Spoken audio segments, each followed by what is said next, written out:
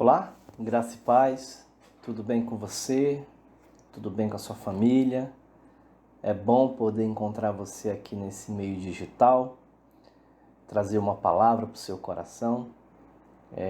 Com satisfação e com alegria que a gente tem a oportunidade de compartilhar hoje a palavra de Deus, de trazer uma ministração para o nosso enriquecimento espiritual.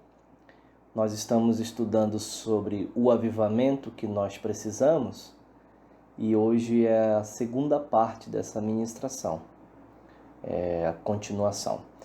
E nós vamos conversar hoje sobre uma parábola, uma história que Jesus conta em Lucas 15, verso 11, extremamente conhecida de todos nós, uma parábola, uma história que faz uma alusão ao reino dos céus, como todas as histórias que Jesus nos traz.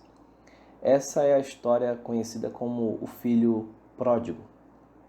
E como tudo aquilo que Jesus ensina e conta é recheado de enriquecimentos, de detalhes, de história, de enriquecimentos de ensinos, ela possui muitas camadas.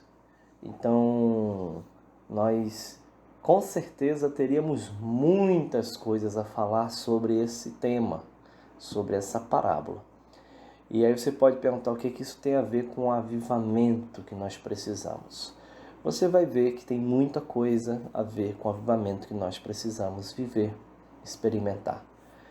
E eu quero esmiuçar um pouco com você esse texto, essa história, e trazer para a gente um ensino, um entendimento do que o Senhor Deus quer nos revelar através desse ensino extraordinário do Senhor Jesus. Se você tem a sua Bíblia, você pode abrir em Lucas capítulo 15, verso 11. E a história é conhecida. E eu vou ler aqui para você algumas coisas. Certo homem tinha 2 filhos, e o mais jovem deles disse ao pai: Pai, dá-me a parte que me cabe dos meus bens a que eu tenho direito. E ele, o pai, dividiu os seus haveres. E poucos dias depois, o filho mais jovem juntou tudo que era dele, os seus bens, e foi para uma terra distante, longe, e ali desperdiçou seus bens com uma vida desordeira. Desperdiçou seus bens com uma vida desordeira, e havendo ele gastado tudo, houve naquela terra uma grande fome, e ele começou a passar necessidade. E ele foi e juntou junto a um dos cidadãos daquela terra, e ele o enviou para o campo para alimentar os porcos. E ele, desejando encher o seu estômago com as cascas que os porcos comiam, e nenhum homem lhe dava nada para comer. Lhe dava nada. E ele, caindo em si, quantos servidores de meu pai eu tenho um pão suficiente? Ele perguntou para si próprio, ele caindo em si, perguntou: quantos servidores de meu pai têm pão suficiente? E de sobra eu aqui estou com fome. A casa do meu pai é cheia de servidores, mas eu estou aqui com fome. Levantou-se, ou melhor, ele diz para si, levantar-me-ei e eu irei até o meu pai, e eu direi ao meu pai: Pai, eu pequei contra o céu perante ti, e eu não sou mais digno de ser chamado de teu filho, faze-me conforme um dos teus servos. E ele, levantando-se, foi para o seu pai, mas ele, estando ainda longe no caminho, o pai o viu. E teve compaixão, e correndo lançou ao pescoço e o beijou, e o filho disse: Pai, eu pequei contra o céu e a tua vista, eu não sou mais digno de ser chamado de teu filho. Mas o pai disse aos servos: Trazei os melhores vestes, vesti, põe um anel em sua mão, calce os seus pés, traga um novilho cevado, matem um novilho, comamos, nos alegremos, porque o meu filho estava morto e ele agora está vivo. Ele tinha se perdido e foi achado, e eles começaram a se alegrar. Ora, lembre que a história fala que ele tinha 2 filhos, mas até agora só falou de um. Ora, o seu filho mais velho estava no campo, estava trabalhando para o pai, e vindo, aproximou-se da casa, ele ouviu a música, ele ouviu as danças, e ele chamou um dos servos e perguntou o que significa aquelas coisas. E ele disse: o teu irmão chegou, teu irmão voltou. O teu pai matou um novilho cevado porque ele o recebeu são e salvo. E ele se irritou, não queria entrar, portanto, saindo o pai lhe rogava. Mas ele respondeu ao pai: eu te sirvo há tantos anos, e em nenhum momento eu transgredi um mandamento teu. Contudo, tu nunca me destes um cabrito para que eu pudesse me alegrar com os meus amigos. Mas vindo este teu filho que desperdiçou os teus bens com prostituta, tu matastes um novilho cevado. E ele disse: filho, tu sempre estás comigo. Tudo que eu tenho é teu. Mas era necessário fazer festa e alegrarmos, porque este teu irmão estava morto e agora está vivo novamente. Tinha se perdido e foi achado. Essa parábola, ela faz parte de um conjunto, essa história faz parte de um conjunto de histórias que Jesus está contando diante dos discípulos e dos fariseus, onde todas as histórias elas acabam no mesmo ensino. Essa mesma história ela está junta da história do mordomo fiel, ela está junto da história da mulher que acha a sua moeda que havia se perdido. Então é uma história que está falando basicamente que Deus tem os seus filhos. E Deus tem filhos perto, Deus tem filhos longe. Deus tem filhos que estão com Ele, Deus tem filhos que estão longe dEle. Mas continuam filhos. Deus ainda os tem como filhos. E em primeira instância, um ensino aos fariseus, que são os filhos que estão na casa. São os filhos que são da casa. Que são aqueles que batem no peito e dizem: eu sou seu filho, eu tenho feito tanta coisa por ti. E aí vem este que nada tem feito por ti, e tu o tratas assim, tu o fazes assim. Eu ensino em primeira instância aos fariseus daquela e da nossa época. Dos fariseus que vão olhar sempre e dizer: nós merecíamos e não eles. Nós temos o mérito.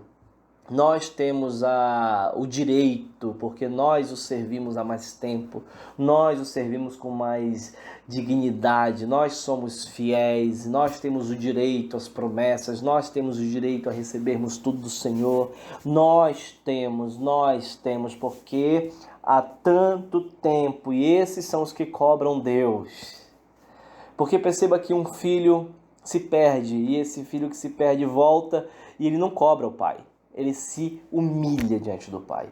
E é uma atitude de arrependimento, é uma atitude de retorno, é uma atitude de alguém que entende que errou e não se coloca em momento algum em posição de alguém que olhe e diga a Deus que ele tem direito de voltar. Ele não tem direito de voltar, ele não se acha no direito de voltar, e ele volta para dizer: me arranja e me aceita pelo menos como um servo. Eu não tenho direito mais a ser filho. E aí é quando a revelação de Deus se derrama sobre nós e diz: olha, meu filho, eu não faço conta de soma, eu não faço conta de débito, eu não faço créditos nem débitos. Você é meu filho, acertando ou errando, e eu te recebo de volta. Essa é sempre a atitude do Pai, é sempre a atitude de Deus, é essa. A atitude daquele que olha e diz: olha, você estava morto, agora você está vivo. E essa atitude que para os fariseus não existia, porque para eles é o seguinte: você não serve a Deus dentro dos moldes, você é alguém que tem uma vida torta e você depois quer vir para Deus, não casa, porque Deus quer os retos, quer os sãos, quer os curados. E Jesus diz: olha, Deus tem filhos perto, Deus tem filhos longe. Essa história casa muito bem com a história do homem, dos dois homens que entram no templo e um, olhando altivo aos céus, diz: obrigado, Senhor, porque eu sou reto, porque eu não sou um cobrador de impostos, porque eu não sou um publicano. Obrigado, Senhor. E atrás dele tem o homem que não ousa olhar para os céus, mas baixa a cabeça e bate no peito e diz: Senhor, eu não tenho direito. Eu sou um pecador. E Jesus disse que a oração que Deus ouviu foi a oração dele, desse que se arrependeu. Porque o fato é que essa história está colocando todos nós no mesmo saco da humanidade. A humanidade dos que estão perto e dos que estão longe. E Deus olha para todos como filhos. E Deus olha para todos como filhos e diz: esse que está longe é meu filho também. O dia que ele vier para mim, eu o recebo. Esse que está dentro de casa é meu filho também. O dia que ele entender que tudo que eu tenho é dele, eu também o recebo. Todos eu recebo. São meus filhos. Não há predileção. Não há os filhos preferidos, prediletos. Não há os filhos que eu amo mais. Não há os filhos que eu quero mais. Não há os filhos que eu trato melhor que os outros. Não há os filhos que eu mimo mais que os outros. Deus não tem isso. Deus não tem isso. O novilho cevado foi morto. Olha a simbologia extraordinária. O novilho cevado foi morto por aquele que voltou, que estava morto e voltou. Mas também aquele que estava em casa, o novilho cevado sempre esteve lá para ele. Porque tudo que é meu, é teu, meu filho. O outro disse: você nunca me deu um cabrito. Não, eu já te dei tudo. Tudo que eu tenho é teu. O novilho também já foi morto por você. Por você que está dentro, por você que está fora. E isso tudo para nos ensinar o quê? Que na graça de Deus não existe soma de débito e soma de crédito. Eu vou fazendo, eu vou me dando e quanto mais eu me dou, mais créditos eu tenho com Deus. Não existem créditos. Existe graça. E graça é presente dado. É imerecido. É imerecido para os filhos que estão dentro, é imerecido para os filhos que estão fora. É imerecido para o filho que está trabalhando na casa do pai, e é merecido para o filho que está gastando a herança do pai com meretrizes. É imerecida graça. Não há méritos. Só há graça de Deus, é presente imerecido de Deus. E o que isso tem a ver com o avivamento? Isso tem a ver que nós precisamos restaurar em nós, avivar, reavivar em nós a consciência da nossa relação paterna com Deus, a nossa filiação divina. Nós precisamos voltar, restaurar a nossa relação de intimidade com o Pai. Deus não tem filhos preferidos. Como você também não tem filhos preferidos. Você tem seus filhos, você os ama todos. Mas Deus tem filhos que preferem a Ele.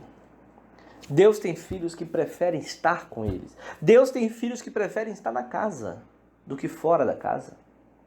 Mas Deus também tem filhos que preferem estar na casa usufruindo e amando a Deus por tudo que Ele dá de forma imerecida, sem cobranças. Sem essa lógica do dá para receber. que é a lógica do filho mais velho, que é a lógica do filho que estou há tantos anos e o Senhor nunca me deu. Não tem sentido, porque eu estou há tantos anos e tudo tu já me destes. Por isso eu estou há tantos anos. O servir e tudo que damos a Deus é o resultado do que Ele já nos deu em primeiro lugar. Do que Ele já nos entregou. Do que Ele já sacrificou por nós.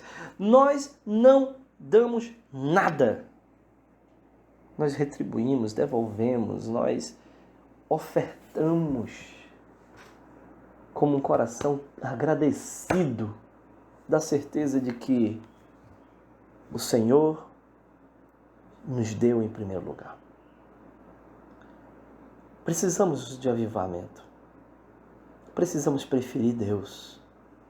Precisamos preferir Deus mais do que as bênçãos de Deus. Precisamos preferir Deus mais do que o status.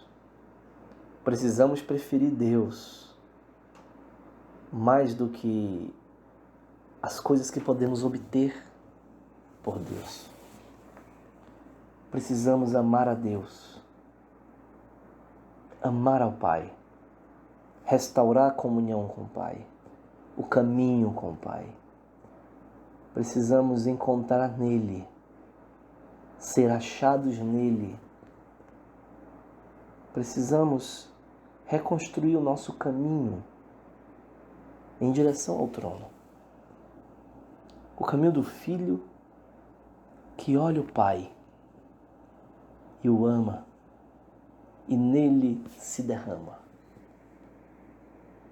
Não o filho que cobra. Não o filho que está na casa do pai por causa de um novilho. Não do filho que de forma deformada gasta tudo que tem e quando nada mais tem, volta. Para depois gastar de novo e volta. E gasta de novo e volta. Porque o caráter de Deus sempre vai nos acolher. Deus nunca rejeitará. Deus nunca repreenderá. Deus nunca vai dizer a parte. Ele vai sempre trazer. Trazer você para perto. Sempre. Ele vai sempre abraçar você. Mas esse processo de você vai e ele abraça. Vai e ele abraça. Você nunca experimenta o que realmente é ser filho de Deus. Porque você vira filho, vai para longe. Vira filho, vai para longe. Você nunca experimenta o que realmente é ser um filho de Deus. Andar com Deus. Dar a mão, ser acolhido e caminhar com Ele e receber dele o presente que não tem preço, que não é material, que não é status, que não é financeiro, não é construções feitas por mãos, mas o presente que aquece o coração, que aplaca a depressão do coração. O presente que acala a ira, que destrói dentro do peito a culpa e produz em nós vida. Vida em abundância. O avivamento que nós precisamos é encontrar o Pai, abraçá-lo como Pai e andar nele como filhos amados do nosso Pai, filhos na semelhança do Filho Jesus. Saia desse caminho de vai e volta. Pare com isso e venha. E seja esse filho que se abraça, Não seja esse filho que na hora que a fome aperta, o pai você lembra. E essa fome vai ter vários nomes. É a fome da doença, é a fome da morte, é a fome da depressão, é a fome do amor. Tem vários nomes. Não espere fome para matar a fome naquele que tem tudo. Na casa do seu pai tem tudo. Tudo para aplacar isso dentro de você. E não seja esse que está no pai, do lado do pai, mas não usufrui de nada que o pai tem. Porque é possível estar na casa do pai. É possível ver o pai. E você continuar com fome. Porque você não pegou o seu novilho para matar sua fome. E você sabe que tudo que o pai tem é seu. Que Deus nos abençoe. Que essa palavra simples possa entrar, germinar, explodir dentro da gente. E fique à vontade, se você quiser comentar, falar alguma coisa, escreve aí nos comentários, chama aí a gente, vamos orar juntos, vamos clamar juntos. Vamos ser filhos. Filhos que não ficam indo e vindo e filhos que dentro são. Não fico dentro, não sendo. Deus te abençoe. Beijo no coração. Graça e paz.